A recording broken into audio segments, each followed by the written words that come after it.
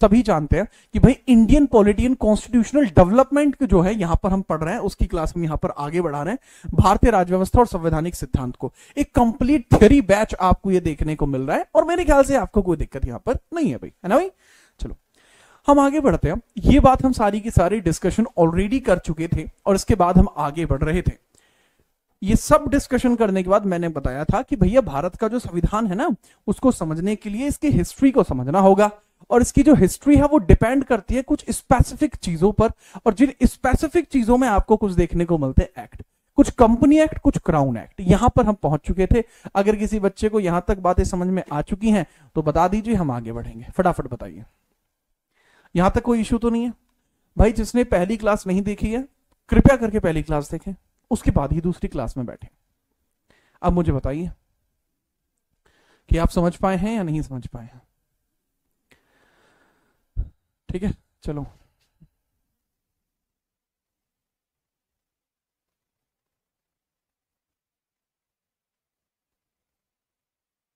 ठीक है। चलिए सर क्या कल क्लास, अरे कल की कल देखेंगे, समझ आ गया था, ओके ठीक है। क्लास के डाउनलोड का ऑप्शन नहीं आ रहा है, मिल नहीं पाती। अरे भैया अब आ जाएगा, टेंशन मत लो। क्लियर है, क्लियर है, क्लियर है, ओके ठीक है। तो भाई अब हम देखते हैं भारत के अंदर आने वाले कंपनी अधिनियम जो है कौन कौन से थे, कौन कौन से कंपनी अधिनियम ये थे। ठीक है, चलिए चलिए भाई कंपनी अधिनियमों की बात करता हूं। सबसे पहले आपको देखने को मिलता है 1773 रेगुलेटिंग एक्ट। और रेगुलेटिंग एक्ट पहला एक्ट है, रेगुलेटिंग एक्ट। इसको बोलते हैं विनियामक अधिनियम, विनियामक अधिनियम। उसके बाद है भाई 1781 सेटलमेंट एक्ट, 1781 सेटलमेंट एक्ट। संशोधनात्मक अधिनियम, संशोधनात्मक धनात्मक संशोधनात्मक अधिनियम। 1784 Pitt's India act, Pitt's India act, Pitt's India act.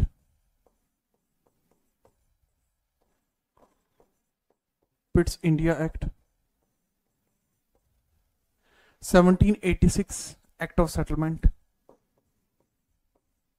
Act of settlement, या इसको भी सेटलमेंट एक्ट आप कह सकते हैं, सेटलमेंट एक्ट ही इसको कह सकते हैं। इसका मतलब क्या है, संशोधनात्मक अधिनियम। फिर से संशोधनात्मक अधिनियम,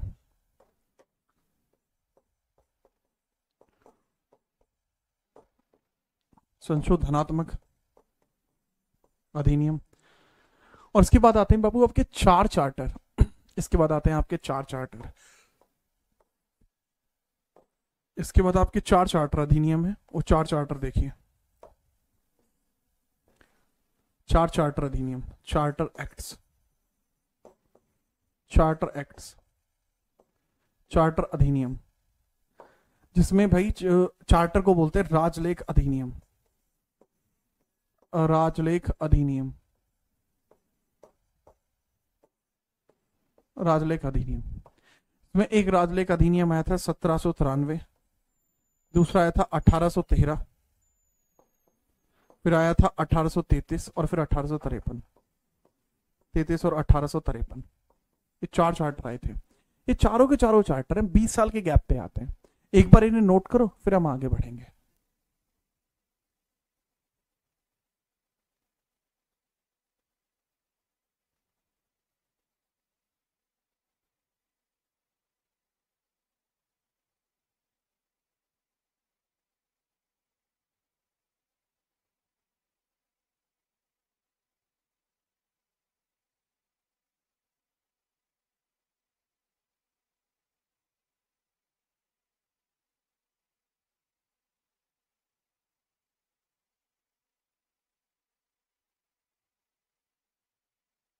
ठीक है, इसके बाद बात करते हैं what are the crown acts. पहले क्राउन एक्ट्स लिख लीजिए कौन कौन से हैं, उसके बाद हम आगे बढ़ते हैं। चांदनी सिंह, रुचि वर्मा, कुमारी लक्ष्मी, संजना सोनम, मीनू राठौड़ और अरुण कुमार। भाई सबकी कमेंट आ रही है, यहां ध्यान दो। एक तो कमेंटों का पता नहीं क्या टेंशन है बाबू आपको। अरे मैं हूं ना, मुझे आप सबकी कमेंट दिखाई दे रही है, यहां देखो। सबसे पहले 1858 का है, जिसको बोलते हैं भारत शासन अधिनियम। भारत शासन अधिनियम, जिसका मतलब है India government act. India government act, India government act, India government act, India government act है, ठीक है, याद रखना। एक कह रहा है पिट्स इंडिया एक्ट कब से कब तक, अरे पिट्स इंडिया बेटा 1 साल ही आते हैं, 1784 में आया था, ठीक है। दूसरा है बाबू 1858 के बाद 1861, जिसको कहा गया भारत परिषद अधिनियम। भारत परिषद अधिनियम, ठीक है। इसके बाद है 1892, इसका मतलब भी भारत परिषद अधिनियम। इसको बोलते हैं इंडियन काउंसिल एक्ट, इंग्लिश में बोलते हैं council act, India council act, Indian council act. अगर आज आप सभी बढ़िया तरीके से रहोगे तो पंजाबी में मैं आपको बता दूंगा, है ना, हाँ ठीक है, ओके। इसके बाद 1909 का अधिनियम आएगा बाबू, 1909, 1909 का। ये भी क्या है बाबू, भारत परिषद अधिनियम, ठीक है, सेम ही रहेगा। इसके बाद बाबू 1919 आएगा, जिसका मतलब होगा 1919, जिसका होगा भारत शासन अधिनियम। इंग्लिश में आप समझ जाओगे आप, इंडिया गवर्नमेंट एक्ट यानी भारत शासन अधिनियम, ठीक है बाबू। इसके बाद 1935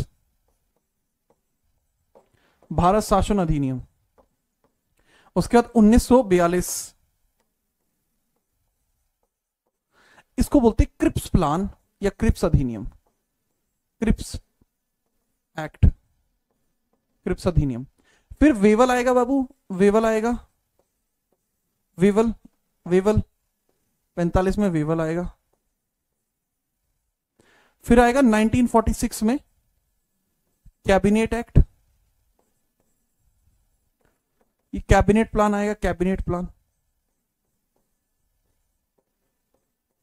कैबिनेट प्लान,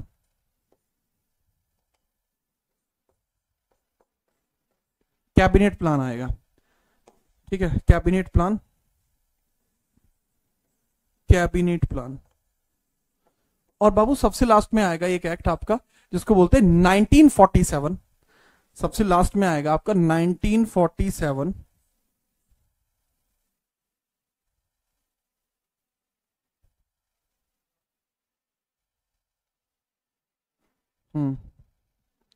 मेरे ख्याल से ठीक है ये, ओके। सबसे लास्ट में आएगा आपका 1947 भारत स्वतंत्रता अधिनियम, 1947 भारत स्वतंत्रता अधिनियम, भारत स्वतंत्रता अधिनियम, भारत स्वतंत्रता अधिनियम, अधिनियम, जिसका मतलब है बाबू India independence act, India independence act, India independence act, India independence act, independence act, ठीक है। इंडिया इंडिपेंडेंस एक्ट आपका सबसे लास्ट में देखने को मिलता है, जी हाँ, 18 जुलाई 1947 भारत स्वतंत्रता अधिनियम, ये अंतिम है। कृपया करके इसको नोट करिए। और अब इनमें क्या फर्क कर लेते हैं, इन दोनों ही अधिनियमों में क्या फर्क है, ठीक है, जी हाँ। कंपनी एक्ट क्या होते हैं, क्राउन एक्ट क्या होते हैं, इनकी डेफिनेशन क्या होगी, इनके लिए क्या परिभाषा होती है, ये तो ये हो गए कि ये है क्या, कौन कौन से आए हैं। अब बात आती है इनकी परिभाषा क्या है, ठीक है, इनकी परिभाषा।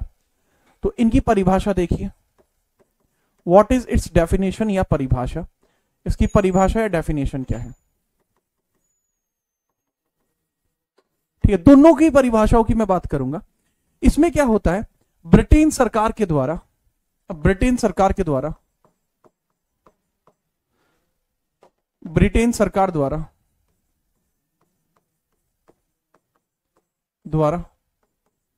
East India Company, East India company के लिए, ब्रिटेन सरकार के द्वारा ईस्ट इंडिया कंपनी के लिए, तथा ईस्ट इंडिया कंपनी भारत के लोगों पर शासन करेगी, भारत पर शासन करेगी, शासन करेगी। ठीक है भाई, ओके। तो इसमें जो सर ये तो आपने लिख दिया, इंग्लिश में नहीं बता रहे सर, प्लीज इंग्लिश में लिख लो। By British government to East India company so it can rule India, it can rule India, India. ठीक है बाबू। क्राउन एक्ट में क्या होता है? डायरेक्ट रूल ऑफ ब्रिटेन, इसको बोलते हैं direct rule of Britain in India, of Britain, direct rule of Britain. इसमें ब्रिटेन का डायरेक्ट रूल होगा, डायरेक्ट रूल ऑफ ब्रिटेन। इसको बोलते हैं ब्रिटेन के द्वारा प्रत्यक्ष शासन, ब्रिटेन के द्वारा बाबू प्रत्यक्ष शासन। अब बात बच्चे सोचेंगे सर नोट कैसे करना है? बाबू जैसा मैंने बताया, जहां लिख रहा हूं एक लाइन खींच के इसके बारे में लिख लेना, ठीक है, याद रखना। अच्छा मेरी बात को समझना, अब मैं आपको यहां पे कुछ बताना चाहूंगा, कृपया करके समझिए। ये कुछ ऐसा पोर्शन होगा, अभी आपको ये चीज जो है बाबू ये राइटिंग में दिख रही है सर, इसको ना हमें एग्जैक्टली समझ में नहीं आ रहा। देखो एग्जैक्टली समझाने की कोशिश करते हैं कि क्राउन अधिनियम में इसमें क्या फर्क होता है। अब लेट सपोज कि मैं क्राउन के बारे में बात करता हूं, लेट सपोज कि हमें क्राउन के बारे में बात करता हूं, सॉरी कंपनी के बारे में बात करते हैं पहले। लेट सपोज कि अपन बात कर रहे हैं कंपनी के बारे में, कंपनी अधिनियम क्या होता है, नोट करने का पूरा टाइम मिलेगा, बात समझो पहले। तो यहां पे मान के चलिए मैंने एक ड्राइंग बनाई है ऐसे, अगर आपको नहीं पता है तो मैं बताना चाहूंगा कि मैं बहुत बड़ा आर्टिस्ट भी हूं ठीक है, चाहो तो आकाश से पूछ लो, आकाश मेरे साथ ही रहते हैं, स्टूडियो में रहते हैं आकाश, पूछ के देख लेना कभी भी,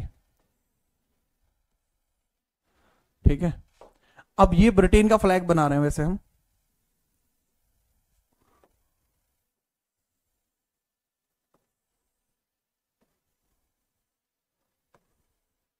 ये ब्रिटेन का फ्लैग हो गया। इसमें क्या करेगा, ब्रिटेन एक एक्ट भेजेगा, ठीक है, ब्रिटेन एक एक्ट भेजेगा किसके लिए? ईस्ट इंडिया कंपनी के लिए, ईस्ट इंडिया कंपनी के लिए। और ईस्ट इंडिया कंपनी जो होगी यहां पे क्या है, एक व्यापारिक कंपनी है, एक फैक्ट्री है मान लीजिए, ठीक है, एक फैक्ट्री है, ये क्या है, एक फैक्ट्री है मान लीजिए, ये लो factory, this is basically a factory. अरे भाई ये क्या,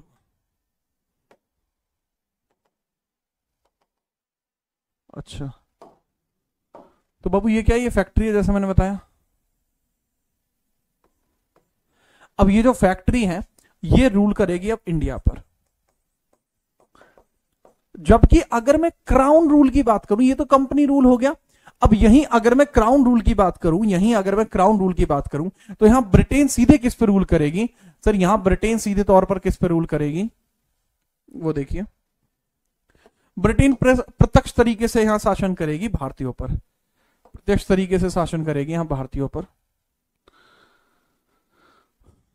वो भी दिखाते हैं अभी आपको। यहां ब्रिटेन सीधे तरीके से भारतीयों पर शासन करेगी,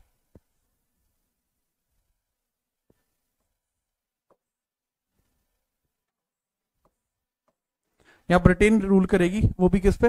डायरेक्टली इंडियंस पे, इंडियंस पे रूल करेगी सीधा। बात समझ, ये इन दोनों में फर्क है, ठीक है, चलिए ओके, याद रखिए। हाँ जी ये फैक्ट्री है, हाँ ये देखो डिजाइन, फैक्ट्री तो बनाई है ईस्ट इंडिया कंपनी, तो ये इन दोनों में फर्क होता है, ठीक है, चलिए ठीक है। सर इंट्रो क्लास क्यों है बाबू? शुरुआत के 2-3 क्लास इंट्रो रखी जाती है, इसलिए इंट्रो है ये। अब आपको ये बताइए, यहां तक बात अगर समझ में आ गई है आपको, तो चलिए भाई आगे बढ़ते हैं। अगर यहां तक आपको बात समझ में आ गई है तो मेरे ख्याल से हम आगे बढ़ सकते हैं,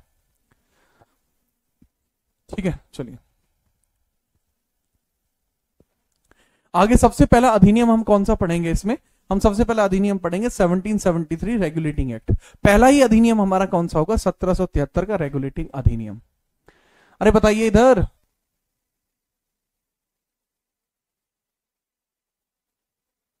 ठीक है जी, हाँ बिल्कुल हाँ जी सर, दोनों की परिभाषा का तो एक ही अर्थ है बेटा, बिल्कुल अलग अलग है। यहां बीच में ईस्ट इंडिया कंपनी आ रही है, यहां डायरेक्टली ब्रिटेन है, ठीक है, ये इसमें फर्क है। Okay okay, noted. ठीक है, अब हम बढ़ते हैं आगे। ठीक है, अब हम बढ़ते हैं भाई आगे, और आगे देखते हैं अगला।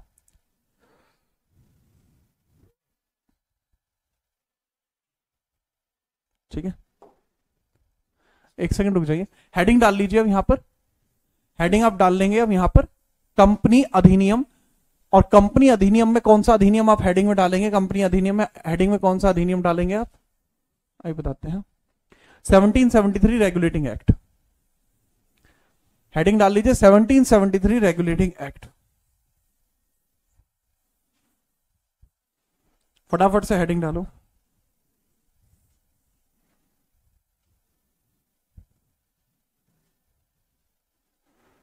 हेडिंग है जी हमारी 1773 रेगुलेटिंग एक्ट। अब क्यों आएगा, कैसे आएगा, वो सबके ऊपर बात की जाएगी। कैसे आएगा, कौन लेकर आएगा, सबके ऊपर। राइटिंग है हमारी 1773 regulating act. Company acts, company अधिनियम, कंपनी अधिनियमों में भी कौन सा है जी? 1773 रेगुलेटिंग एक्ट।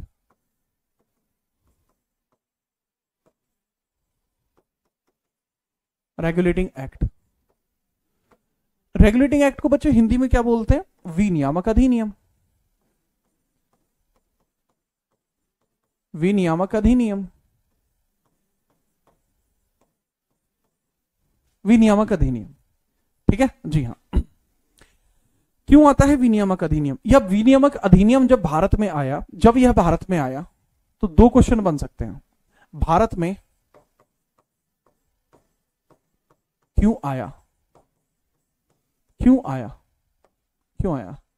पहला सवाल, why it came to India, reason of India arrival, of India arrival, Bharat में आने के कारण क्या था?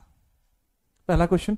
दूसरा, रेगुलेटिंग एक्ट के बारे में बन सकता है, किसके द्वारा भारत में भेजा गया? बताइए, किसके द्वारा भारत में भेजा गया? भारत में भेजा गया, किसके द्वारा भारत में भेजा गया? फटाफट इसका आंसर करो। ठीक है, किसके द्वारा भारत में भेजा गया, यानी who send it to India, who send it to India, who send it to India, these can be the questions. अब सबसे पहले अगर मैं पूछूं किसके द्वारा भारत में भेजा गया, इसका मतलब है मैं कि यहां पे मैं ब्रिटेन के प्रधानमंत्री की बात कर रहा हूं, क्योंकि ब्रिटेन सरकार ने भेजा था, ब्रिटेन गवर्नमेंट ने भेजा था। किसने भेजा था? ब्रिटेन गवर्नमेंट ने भेजा था। जी हाँ। इस समय ब्रिटेन गवर्नमेंट में ब्रिटेन का प्रधानमंत्री कौन था? ब्रिटेन, अगर ये ब्रिटेन की सरकार ने भेजा तो मुझे ये बताइए कि इस समय ब्रिटेन सरकार का मुखिया कौन था? इसका अध्यक्ष बताइए, अध्यक्ष, अध्यक्ष या फिर प्रधानमंत्री बोलेंगे ना सीधा अपन। कौन था प्रधानमंत्री? बताइए, पीएम कौन था? ठीक है, फटाफट। प्रधानमंत्री यानी पीएम कौन था इस समय? सर पीएम हमें देखने को मिलता Frederick North, Frederick North, Frederick North. एक और सवाल बन सकता है बाबू कि जब फ्रेडरिक नॉर्थ ने इसको इंडिया में भेजा तो किससे पूछकर इसने इंडिया में भेजा था? क्वीन एलिजाबेथ थी, क्वीन एलिजाबेथ यहां पर नहीं है, क्वीन एलिजाबेथ। ठीक है, आपको सिर्फ इसके बारे में याद रखना है, प्रधानमंत्री, ठीक है, के बारे में याद रखना है। एलिजाबेथ मर चुकी थी तब तक, जबकि ये बात है तब एलिजाबेथ मर गई थी। हाँ ठीक है जी हाँ। पूछा जा सकता है कि कौन सी समिति थी जिसने इसको भारत में भेजा? अगर सरकार पूछे तो सीधा ये समिति का, अगर पूछे समिति कौन सी थी, कमेटी कौन सी थी जिसने इसको फॉर्म किया? कमेटी का नाम था secret commission, secret commission, secret commission यानी गुप्त समिति, गुप्त समिति, गुप्त समिति ये थी जी। अब भारत में इसके आने के पीछे का रीजन, दो रीजन है भाई। पहला, पहला रीजन क्या है? पहला रीजन है ताकि ब्रिटेन सरकार ईस्ट इंडिया कंपनी के ऊपर अपना प्रभाव जमा सके। पहला रीजन है ताकि ब्रिटिश सरकार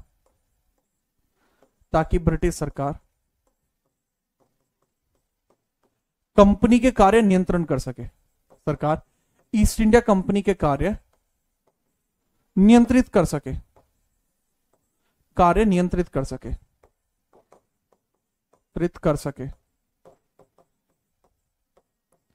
इसका वर्क यही था, so that British government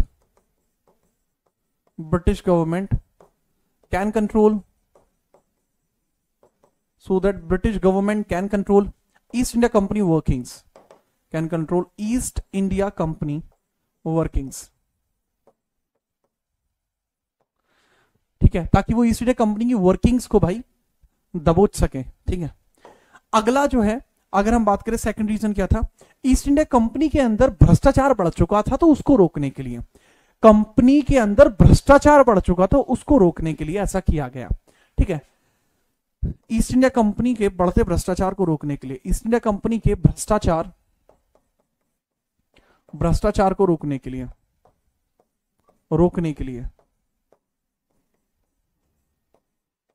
east India company के भ्रष्टाचार को रोकने के लिए ऐसा किया गया। ठीक है, टू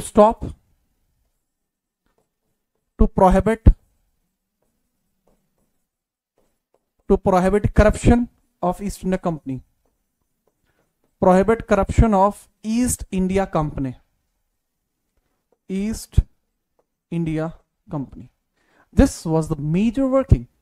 ठीक है, चलिए, ये क्या नाम है इसका? नाम देखिए, विकास ओझा। अच्छा, बढ़िया लड़के हो यार तुम, विकास। ठीक है जी हाँ। प्रोहिबिट ब्राइब्स, मिस अलीजा, जो ब्राइब्स होती हैं उनको डायरेक्टली आप ब्राइब नहीं बोल सकते। इसमें कंपनी के अंदर भ्रष्टाचार है, करप्शन है। ठीक है, नॉट द ब्राइबिंग के अंदर आप कह रहे हैं सिर्फ रिश्वत लेना, पर भ्रष्टाचार है इसमें, वो धोखाधड़ी भी कर रहे हैं। ठीक है, रिश्वतखोरी भी कर रहे हैं, बहुत सारी चीज चल रही है। फिर ये ईस्ट इंडिया कंपनी का मालिक कौन था? शुरुआती तौर पर जो पहला मालिक था जिसने ईस्ट इंडिया कंपनी को संभाला, दैट वाज जेम्स लैनकास्टर। ठीक है, लैनकास्टर था वो। बाद में चल के धीरे धीरे समय दर समय लोग चेंज होते चले गए। ठीक है, सॉरी जेम्स नहीं, जॉन लैनकास्टर। ठीक है, चलिए। अरे वाह विष्णु 2021 से जानता है मुझे। अरे वाह विष्णु, आपका तो जलवा है विष्णु। जीना पुना छड़गी माथे तेलां दी सिपियां, मेरे करके तू सिख दी पंजाब दियां लिपियां। ठीक है, चुन्नी लाना छड़ दी कुड़े ने मेरे प्यार चे। ठीक है, चलो, ओके ओके, दैट्स गुड। अब हम चलते हैं आगे हम बात करते हैं सर ऐसा आखिरकार कैसे हो पाया। ठीक है, अब हम बात करते हैं कि आखिरकार ये हुआ कैसे, इसके बारे में बात करते हैं। रीजन कि ऐसे सर क्या मतलब, भ्रष्टाचार कैसे फैल गया कंपनी में, इसके पीछे का रीजन क्या था, ये कैसे हो गया, यहां स्थिति कैसे आई। ठीक है, यह स्थिति किस प्रकार से बन पाई थी। ठीक है, इसके पीछे की हम बात करते हैं कि आखिरकार ये स्थिति कैसे बन पाई, how this condition was created, how this condition created,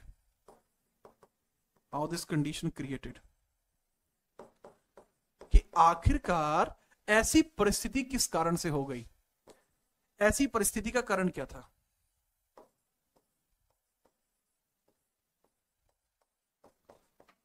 ऐसी परिस्थिति का कारण क्या था, ऐसी परिस्थिति का कारण क्या था बताइए।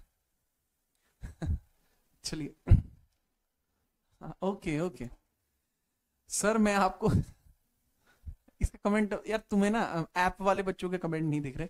ऐप पे एक बच्चा कह रहा है जिसका नाम है पारुल पाल, सर मैं आपको 1857 की क्रांति से जानता हूं। बेटा पारुल, अब 1857 की क्रांति में आप कैसे हो सकते हो? नहीं, मैं तो चलो था, तुम वहां कैसे पहुंचे? ऐ भाई, अच्छा आपने मेरा पुराना फोटो देखा क्या 1857 की क्रांति वाला? आय हाय, किताब में है मेरा फोटो, हल्के में ले रहे हो कभी। चलो, इसको अगर आपने नोट कर लिया है तो आप रीजन डालेंगे और इस तरीके से हम कहां पहुंच गए, क्यों पहुंच गए, उसको हम थोड़ा डिस्कस करते हैं, फिर हम आगे बढ़ेंगे। ठीक है, चलिए।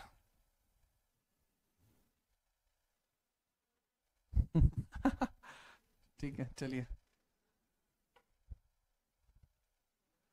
हाँ बिल्कुल सच्चू, भैया जब नोट हो जाए तो बता देना। Okay, just tell me once if you had note this.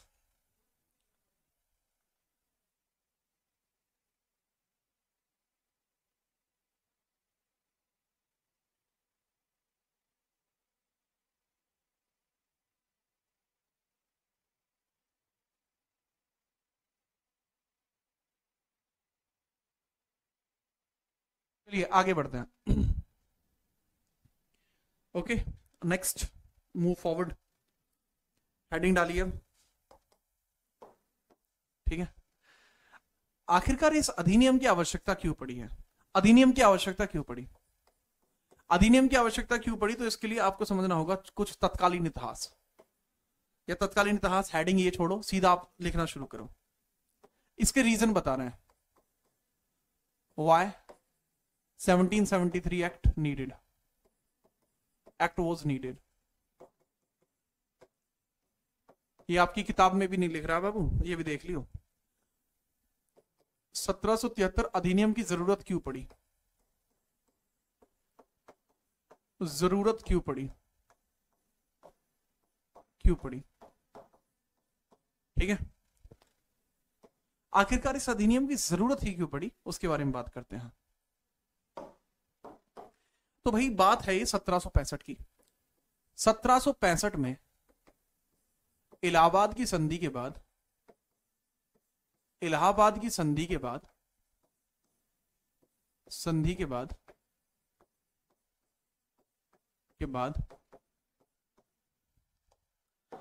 Bharat में, इलाहाबाद की संधि के बाद भारत में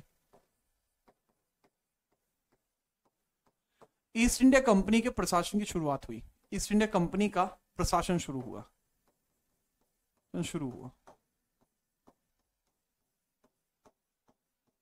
ठीक है बाबू जी। हाँ, एडमिनिस्ट्रेशन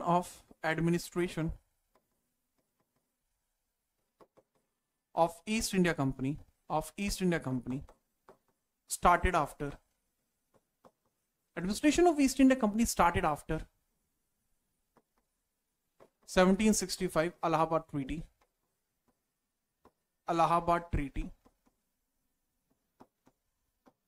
आफ्टर इलाहाबाद ट्रीटी, ये हमें पता है।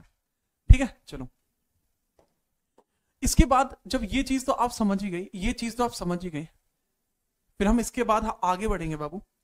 अब मैं आपको ये बताता हूं कि बात है कब की, 1765 की। मैं मैप के थ्रू बताने की कोशिश करता हूं, और जो बच्चे नए हैं उनको तो नहीं पता कि भाई मैप कैसा बनाता है। जो पुराने हैं वो जानते हैं कि मैं जीआई टैग प्राप्त मैप बनाता हूं।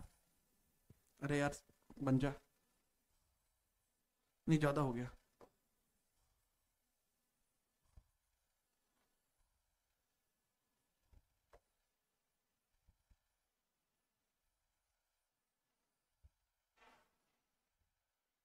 तो जबकि मैं बात कर रहा हूं जो काफी पुराना समय था, ठीक है, 1765 की बात कर रहा हूं, तो उस समय जो मैप था बाबू वो कुछ इस प्रकार से था।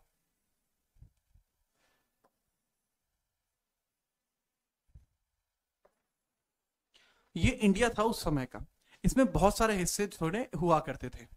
अब इसमें हम ध्यान देते हैं सबसे पहले, जबकि मैं बात कर रहा हूं जब ब्रिटिशर्स कितने क्षेत्र पर थे। ब्रिटिशर्स का जो एरिया 1765 में था भाई, वो एक यहां पर था, यहां ब्रिटिशर्स थे, यहां ब्रिटिशर्स थे, और बाबू यहां ब्रिटिशर्स थे। तो ब्रिटिशर्स इस प्रकार से 3 जगहों में थे, याद रखेंगे। इनको बोला जाता था प्रेसिडेंसी।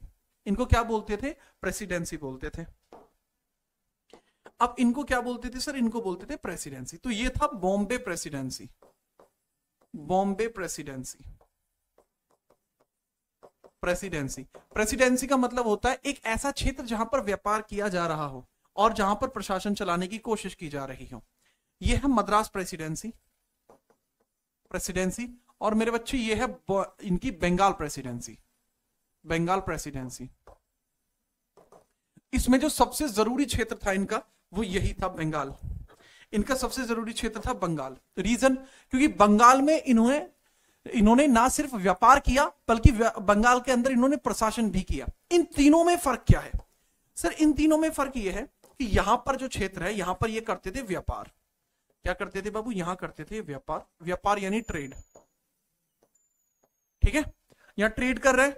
इधर भी क्या कर रहे हैं? इधर भी ट्रेड, ठीक है, इधर भी ये ट्रेड कर रहे हैं, इधर भी ये ट्रेड कर रहे हैं यानी व्यापार कर रहे हैं, इधर भी कर रहे हैं ये व्यापार।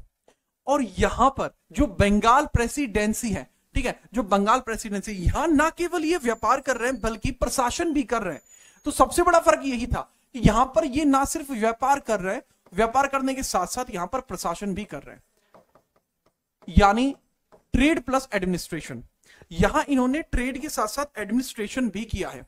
तो इसके बारे में थोड़ा सा समझेंगे कि यहां ना केवल ट्रेड कर रहे हैं बल्कि एडमिनिस्ट्रेशन भी यहां पर कर रहे हैं, ठीक है। चलो, तो यहां पे ये ट्रेड भी कर रहे हैं, ट्रेड के साथ एडमिनिस्ट्रेशन भी कर रहे हैं, और एडमिनिस्ट्रेशन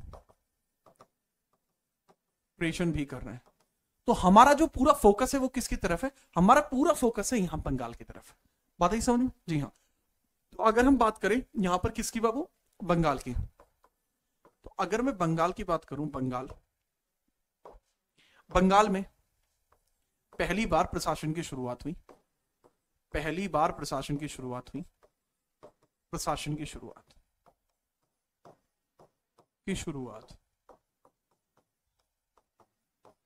बंगाल में क्या हुआ? वो पहली बार प्रशासन की शुरुआत हुई।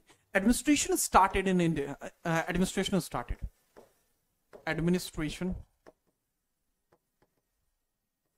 Of East India Company started at Bengal. तो बाबू इनका एडमिनिस्ट्रेशन यहां पर हो चुका है स्टार्ट। बात है क्लियर? हाँ सर, बात यहां पे बहुत क्लियर है, कोई दिक्कत हमें यहां पर तो आ रही नहीं है। जब इनका एडमिनिस्ट्रेशन यहां पर स्टार्ट होता है बाबू, तो यहां पे ये समझना, बंगाल में ईस्ट इंडिया कंपनी का गवर्नर नियुक्त किया जाता है। बंगाल में ईस्ट इंडिया कंपनी का गवर्नर नियुक्त किया जाता है, गवर्नर नियुक्त किया गया। नाम बताइए। बंगाल में ईस्ट इंडिया कंपनी का गवर्नर नियुक्त किया जाता है, governor of Bengal appointed, governor of Bengal appointed,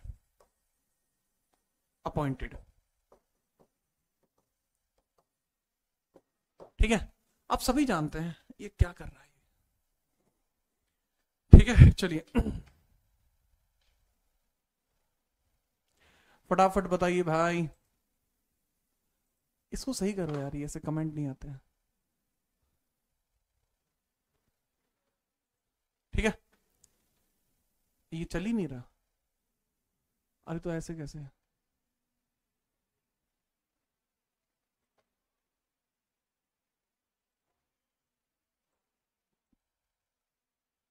ठीक है, हाँ जी, चलो अब ठीक है, मेरे ख्याल से अब आ रही है। अब इसमें बच्चे आंसर कर रहे हैं, जैसे संजना है, मोहम्मद है और ऋतिक है, और भी बहुत सारे हैं बच्चे, और बच्चे आंसर कर रहे हैं मेजरली वॉरेन हेस्टिंग। बहुत पिटने वाले हो तुम। बेटा मैंने बंगाल का गवर्नर जनरल नहीं पूछा, मैं बंगाल का गवर्नर पूछ रहा हूं, वो कौन है? सर बंगाल का गवर्नर ही कौन था यहाँ पर? Robert Clive, that was Clive. Aditi Sahu ने सही आंसर किया है, दैट वाज रॉबर्ट क्लाइव। तो रॉबर्ट क्लाइव यहाँ आता है, रॉबर्ट क्लाइव। रॉबर्ट क्लाइव आपको यहां देखने को मिला। आकाश यार कहां चला जावे है? इसे रिलोड वगैरह लगा, कमेंट नहीं आते फिर, ठीक है। चलो रॉबर्ट क्लाइव, रॉबर्ट क्लाइव, ठीक है। अब यहां जो रॉबर्ट क्लाइव आया है, इसके द्वारा कुछ बहुत महत्वपूर्ण काम किए जाएंगे, इसके द्वारा कुछ बहुत महत्वपूर्ण काम किए गए, जिसमें एक पहला काम है द्वैध शासन की शुरुआत। बंगाल में द्वैध शासन की शुरुआत इसने की है। तो इसके द्वारा किए जाने वाले प्रमुख कार्य,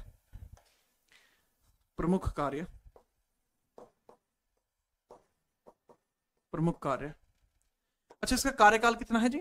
रॉबर्ट क्लाइव का कार्यकाल यानी tenure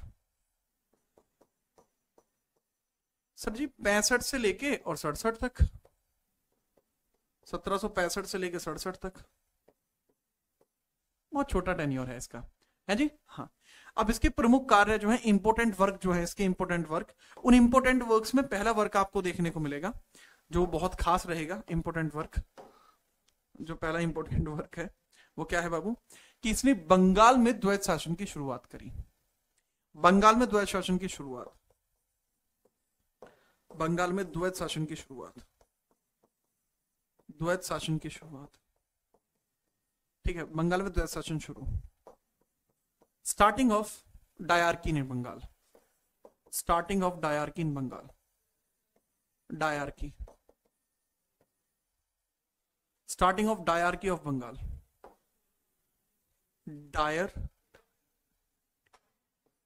dyarchy in Bengal. Bengal में बाबू डायरकी स्टार्ट हुई है। डायरकी का मतलब जब एक ही स्थान पर दो अलग अलग लोगों का रूल होता है, जब एक ही स्थान पर दो अलग अलग लोगों का रूल होता है, तो बंगाल में जो रूल है वो दो लोगों का किस किस का है, एक तो हो जाएगा बंगाल का गवर्नर और एक बंगाल का नवाब। एक तो हो जाएगा वो बंगाल का गवर्नर और एक हो जाएगा बंगाल का नवाब, एक हो जाएगा बंगाल नवाब।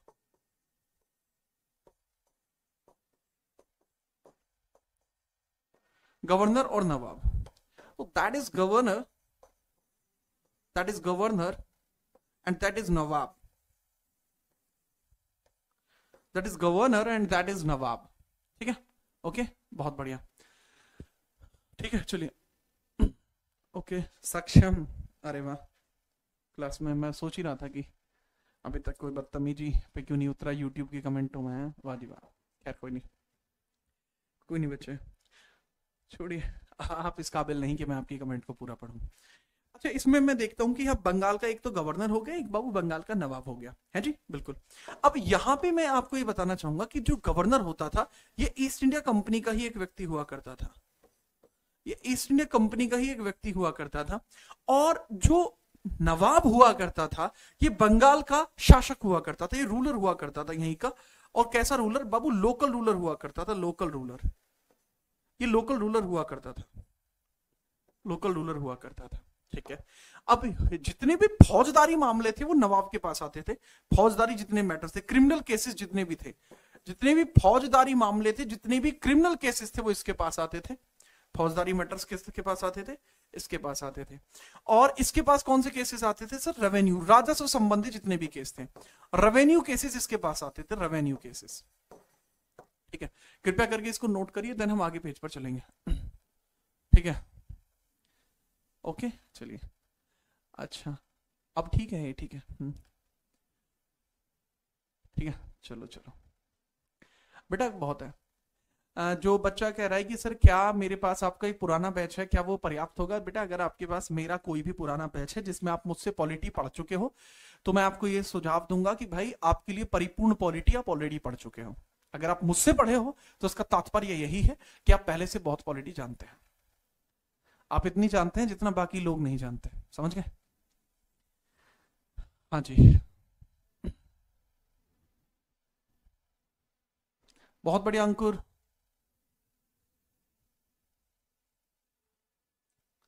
ठीक है सर, इस समय नवाब कौन था? That was Najibuddaula. ठीक है, बहुत जरूरी नहीं है यार, जरूरी बिल्कुल भी नहीं है। ठीक है, चलिए, ठीक है, ठीक है, ठीक है, ठीक है, डन, ये आपने नोट कर लिया। इसके बाद हम आगे बढ़ते हैं। आगे कुछ ऐसी परिस्थितियां बनेंगी जिसकी वजह से यहाँ बहुत कुछ बदलना पड़ेगा, बहुत कुछ बदलना पड़ेगा, कुछ परिस्थितियां ऐसी आएंगी नेक्स्ट पेज पर। बहुत बढ़िया शिवम चौधरी, अभी तक जो भी आपने किया कोई दिक्कत नहीं, अब आप पढ़िए, अब आप वास्तविकता में पढ़ पाएंगे। Wake up to the reality.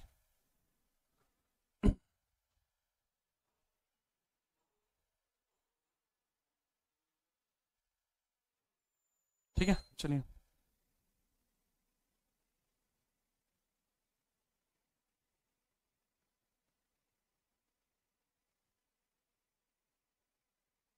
ठीक है, चलिए, नेक्स्ट हम आगे बढ़ते हैं बाबू। इसके आगे अब ये समझने की कोशिश करना, बंगाल के अंदर 1765 से लेकर 1772 के बीच का समय लूट काल कहलाया। बंगाल में, अब इसके पीछे का भी रीजन बताऊंगा। बंगाल में 1765 से लेकर 1772 का समय, 1765 से 1772, यह समय भारत में लूटकाल कहलाया। भारत में लूटकाल कहलाया, लूटकाल कहलाया। It was called as loot period of India. It was called as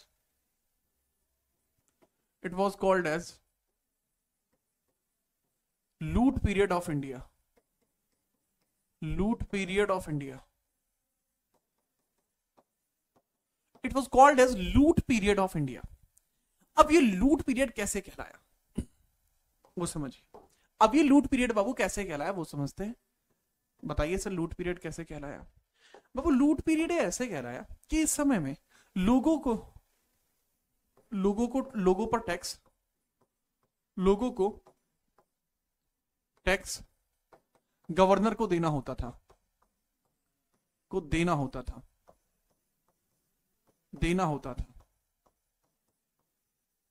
परंतु नवाब भी लोगों से जबरन कर वसूलता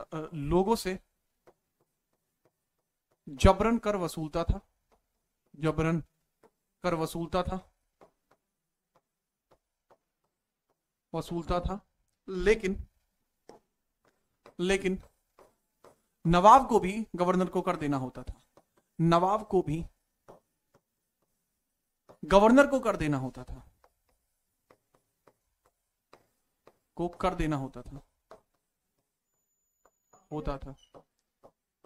देना होता था। ठीक है, समझिए इसको इंग्लिश में एक बार लिख।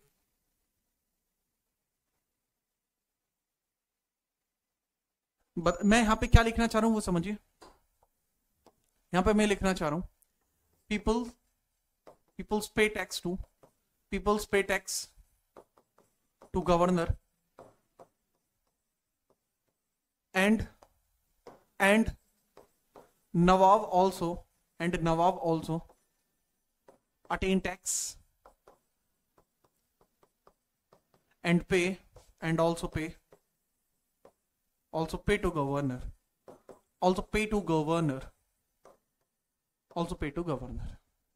तो ये कुछ मैटर यहां पे है। अच्छा, मैं यहां पे आपको कुछ समझाना चाहूंगा। ये चीज बाबू थियरी के तौर पर है जो आपको नोट करनी है, लेकिन इसको प्रैक्टिकली समझाने की आपको कोशिश करता हूं, प्रैक्टिकली समझने की कोशिश आप करना। इसका प्रभाव हम यहां देखेंगे। मैं इसको यहां एग्जाम्पल के फॉर्म में समझाऊंगा और इसका प्रभाव क्या पड़ा वो समझेंगे। ठीक है, इसका कारण व प्रभाव, इसका कारण समझेंगे पहले और फिर इसका प्रभाव समझेंगे। किसका प्रभाव? देखो एग्जाम्पल समझिए आप, समझिए। अब ये एक आदमी है, ठीक है, ये एक आदमी है और ये जो आदमी है ये बंगाल में रहता है। ये जो भी आदमी कहाँ है, ये बंगाल में रहता है।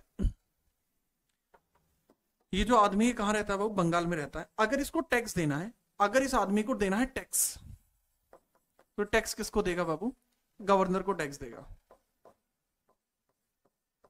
गवर्नर को टैक्स देगा। अगर इस आदमी को टैक्स देना है तो किसको देगा बाबू? ये गवर्नर को टैक्स देगा, जो ईस्ट इंडिया कंपनी की तरफ से था। लेकिन अगर कोई भी फौजदारी मामला होगा, फौजदारी मामले में, क्रिमिनल केस में मतलब रुपए का फ्लो इस तरफ जा रहा है, रुपया इस तरफ जा रहा है। लेकिन अगर कोई भी क्रिमिनल केस होगा तो इन लोगों को अपने रुपए कहां देने होंगे? सर नवाब को देने होंगे, अच्छा, नवाब के पास से भी रुपए कहां पर जाएंगे? गवर्नर के पास जाएंगे। तो at the end of the day सबसे ज्यादा कमाई किसको हो रही है यहां पर?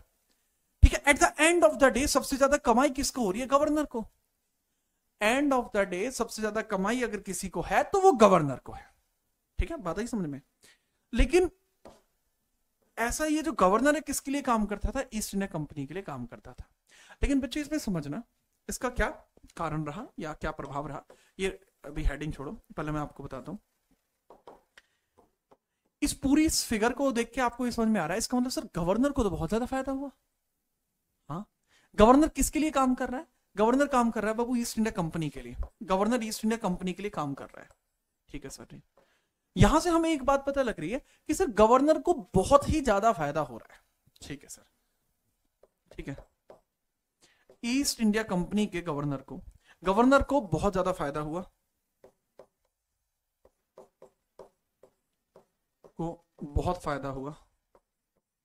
बहुत फायदा हुआ। हुआ, परंतु ईस्ट इंडिया कंपनी या ब्रिटेन सरकार को फायदा नहीं हुआ। परंतु ईस्ट इंडिया कंपनी या तथा ईस्ट इंडिया कंपनी तथा ब्रिटेन सरकार को फायदा नहीं हुआ। ब्रिटिश गवर्नमेंट को फायदा नहीं हुआ।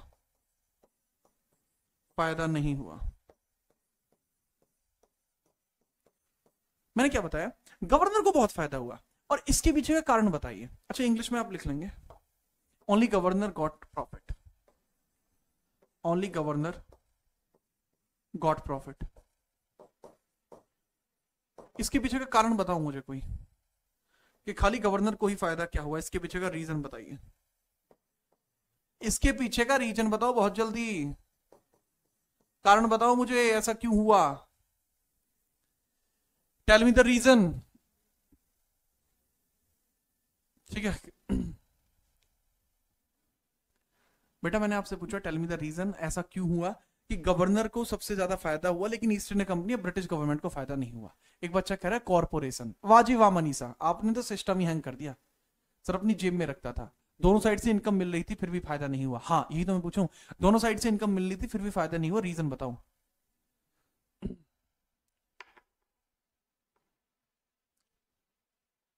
ठीक है, करप्शन। बहुत बढ़िया, रूपेश ने सबसे सही आंसर दिया। इसके पीछे का कारण था कंपनी में भ्रष्टाचार। कंपनी में भ्रष्टाचार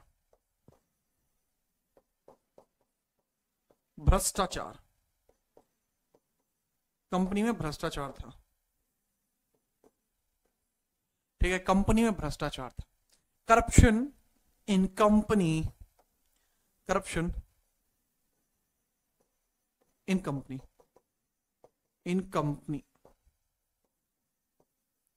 करप्शन इन कंपनी में था जी करप्शन, इस वजह से। ठीक है, ये है मैटर। अब इसके कारण ही, इन सभी कारणों से, ये जितने भी कारण मैंने आपको बताया, कंपनी का फायदा नहीं हो रहा है। अब इसमें क्या सबसे ज्यादा दिक्कत यहां पर हुई। ठीक है, अब इसकी वजह से ही भारत के अंदर 1773 का रेगुलेटिंग एक्ट लाना पड़ा। बात आई समझ में? इसी कारण से, इस कारण 1773 एक्ट भारत में आया, 73 एक्ट भारत में आया, ठीक है, that's why 1773 act came to India. So this act came to India, अब हम इस एक्ट के बारे में पढ़ते हैं कि इस एक्ट से क्या प्रभाव पड़ा। ठीक है,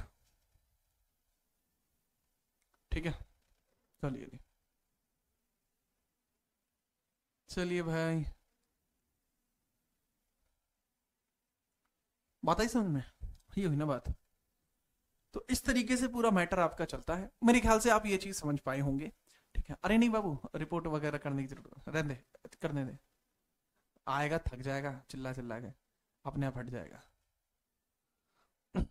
चलिए बाबू, समझ गए आप?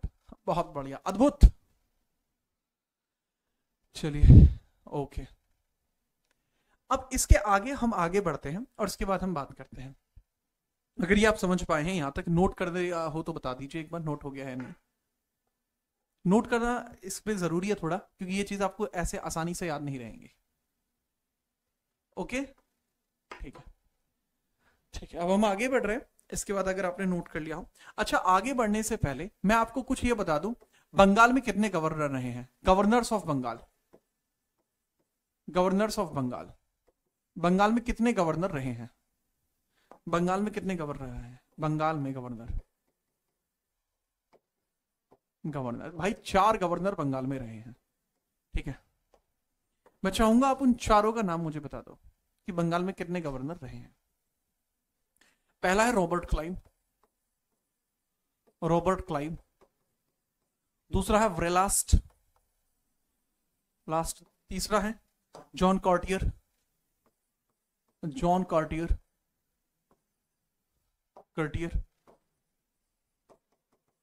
कार्टियर, और फोर्थ है इसमें वॉरेन हेस्टिंग, वॉरेन हेस्टिंग्स। अब इनके बारे में मैं सिर्फ इसलिए लिखवा रहा हूं क्योंकि ये सीपीओ में सवाल आ गया है, वरना पहले में लिखवाता नहीं था इसको। ठीक है, रॉबर्ट क्लाइव, क्योंकि हिस्ट्री में लिखवाता हूं मैं ये चीज, और मैं क्या कोई नहीं 1 मिनट ही तो लगेगी लिखवाने में, लिख लो। ये 1765 से लेके 67, ठीक है। वरेलास्ट 1767 से 69, कार्टियर 1769 से 72, और फिर वॉरेन हेस्टिंग, वॉरेन हेस्टिंग्स ये बाबू 1772 से 73 तक रहा है। फिर 1773 में बंगाल का गवर्नर जनरल बना, फिर ये क्या बना, वो बंगाल का गवर्नर जनरल बना। फिर बनता है बाबू ये बंगाल का गवर्नर जनरल, गवर्नर जनरल बना।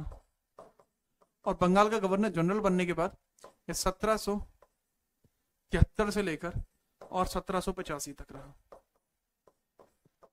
तो इसके जो पद है वो इस प्रकार से आगे बढ़ता है। पेपर में कैसे पूछेगा, पेपर में पूछ सकता है कि इनको क्रम में लगाइए। तो पहले नंबर पे आपको ये देखने को मिलता है, दूसरे नंबर पे आपको वरेलास्ट देखने को मिलता है, तीसरे नंबर पे आपको कार्टियर देखने को मिलता है, और चौथे नंबर पे आपको देखने को मिलता है वॉरेन हेस्टिंग्स। ठीक है, चलिए, ठीक है,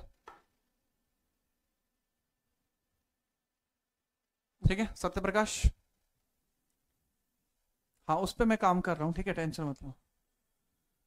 ओके, अब हम आगे बढ़ते हैं, और अब हमारा नेक्स्ट पॉइंट क्या होगा, क्योंकि मैंने अभी आपको ये समझाया बाबू कि किस तरीके से भारत के अंदर कोई भी कंपनी आई है, तो इस कारण 1773 एक्ट में भारत में आया, और इस 1773 के एक्ट में क्या कुछ हुआ हम उसके बारे में बात करने वाले हैं।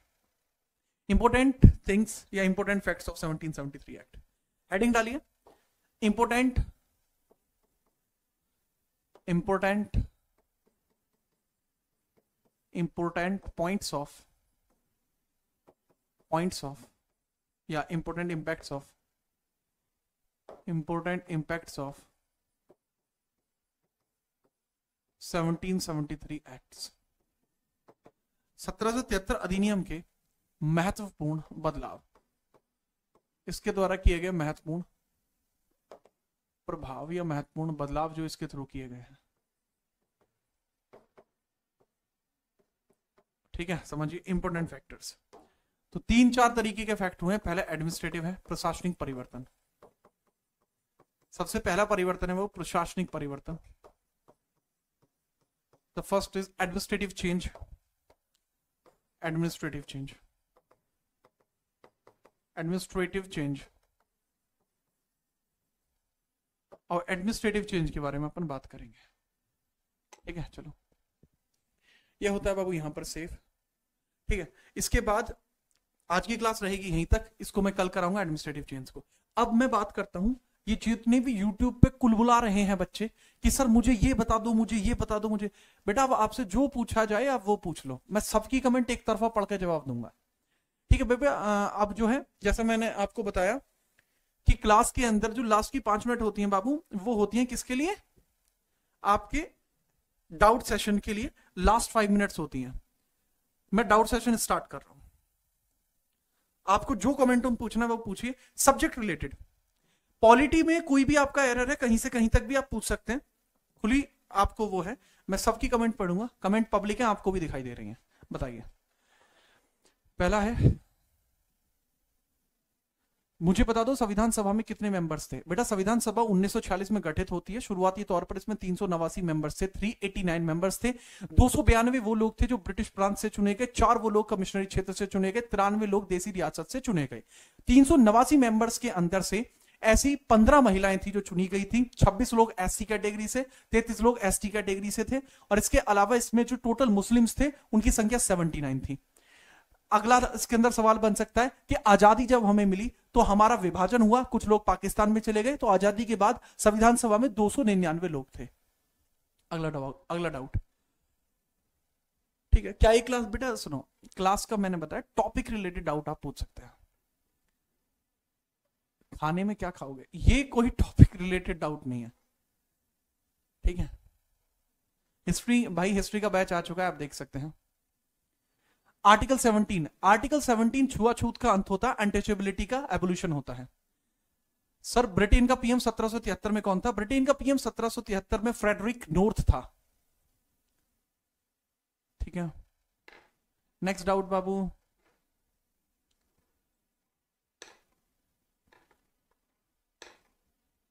ठीक है, चलिए अभी भी आपके पास समय है बाबू, डाउट पूछ सकते हैं आप। हाँ बेटा मिलन, आप पढ़ सकते हैं। सिटीजनशिप कौन से भाग में? संविधान के दूसरे भाग में, आर्टिकल 5 से लेकर 11 तक। आर्टिकल 300 के बारे में बता दीजिए। 300 संपत्ति के अधिकारों के बारे में वर्णन करता है। 300A जो है वो हमारी पर्सनल प्रॉपर्टीज की बात करता है, जो पहले एक मौलिक अधिकार था, लेकिन 44वें संविधान संशोधन के द्वारा आर्टिकल 31 और आर्टिकल 19 फर्स्ट के पार्ट F को, दोनों को आर्टिकल 300A में डाल दिया गया। ये मोरारजी देसाई ने किया था। सर पीएससी के लिए बैच पढ़ाइए। पीएससी के लिए बेटा बैच चलता है मेरा, यूपीएससी के लिए भी बैच चलता है, लेकिन उसमें भी एडमिशन ऑफ है, जब ऑन होंगे आपको मिल जाएगा। आर्टिकल 123 बता दीजिए। ऑर्डिनेंस होता है प्रेसिडेंट के द्वारा, 1935 के अधिनियम से राष्ट्रपति को एक शक्ति प्राप्त होती है कि आवश्यकता पड़ने पर संसद के सत्र न चलने की दशा में राष्ट्रपति एक कानून बना सकता है, जिसको राष्ट्रपति का अध्यादेश यानी ऑर्डिनेंस कहा जाएगा। ये तब तक कार्य करेगा जब तक कि संसद का अगला सत्र नहीं लग जाता। ये एक प्रकार से कानून की भांति कार्य करता है। हमारे मौलिक अधिकार की समाप्ति का अधिकार कब हटाया गया था? 1975 की बात है। हमारे यहाँ नेशनल इमरजेंसी चल रही थी, इंदिरा गांधी के द्वारा आदेश दिया जाता है कि मौलिक अधिकारों में हनन हो सकता है, जिसके लिए आर्टिकल 358 के अंदर अलग से प्रावधान किए गए। प्रेसिडेंट किस भाग में डिस्क्राइब है? संविधान के भाग 5 के खंड क के अंदर आर्टिकल 52 से 62 तक प्रेसिडेंट है। आर्टिकल 52 से 62 तक प्रेसिडेंट है, और टोटल संविधान के भाग 5 में 52 से 151 आर्टिकल है। पहले खंड में 52 से 78 होता है, जिसके अंदर हम कार्यपालिका की बात करते हैं, जिसमें ही आपका प्रेसिडेंट है 52 से 62 तक। एंसिलरी पावर्स क्या होती हैं? एंसिलरी पावर्स आर्टिकल 140 के अंदर होती हैं, सुप्रीम कोर्ट के पास होती हैं कुछ अतिरिक्त शक्तियां जो कनाडा से प्राप्त हुई थी। सर 4 मेंबर्स के बारे में पहली बार जो है वो कब आए थे? शुरुआती तौर पर 4 मेंबर जो आए थे वो 1773 के अधिनियम में आए थे। वॉरेन हेस्टिंग के लिए 4 लोग रखे गए जो उसका समर्थन करेंगे और कार्यकारी का विस्तार का हिस्सा बनेंगे। आर्टिकल 143 क्या है? आर्टिकल 143 में सुप्रीम कोर्ट को यह सुझाव दिया जाता है कि राष्ट्रपति के पूछने पर वो राष्ट्रपति को सलाह दे, राष्ट्रपति उसको माने या ना माने ये बाध्य नहीं है। आर्टिकल 129 बताइए। आर्टिकल 129 में सुप्रीम कोर्ट के बारे में बताया गया है कि supreme court will the court of records, अभिलेख न्यायालय होगा। और बताइए आर्टिकल 35 के बारे में बताइए। आर्टिकल 35 में कहा गया है कि अगर आप भारत के फंडामेंटल राइट्स में परिवर्तन करना चाहते हो तो केवल और केवल संसद कर पाएगी। मोनिका शिखावत साहब, जो डाउट आपने पूछा है ये मेरा डाउट है, आपको ये खुद बताना होगा, अन्यथा इसके लिए आप मेरा सीरीज वगैरह देख सकते हैं। आर्टिकल 42 में क्या लिखा हुआ है? आर्टिकल 42 में लिखा हुआ है कि भारत के अंदर राज्य का यह कर्तव्य होगा कि वो कामगारों के लिए मानवीय दशा उपलब्ध कराएं, human conditions to the peoples. EWS को 10% का आरक्षण कब मिला है? ईडब्ल्यूएस को 10% का आरक्षण मिलता है, आपके संविधान के अंदर संशोधन किया जाता है जो है 2021 के अंदर, उसके बाद ईडब्ल्यूएस जो इशू किया गया, 10% आरक्षण ईडब्ल्यूएस को मिलता है। इकोनॉमिक वीकर सेक्शन इसको कहा जाता है, ठीक है। बंगाल का पहला जो है गवर्नर जनरल कौन था? मिस्टर शिवम चौधरी। बंगाल का जो पहला गवर्नर जनरल है बाबू वो रहा है वॉरेन हेस्टिंग, ठीक है। चलो आर्टिकल 131 क्या है? Original jurisdiction of the supreme court, राष्ट्रपति का प्राथमिक क्षेत्राधिकार।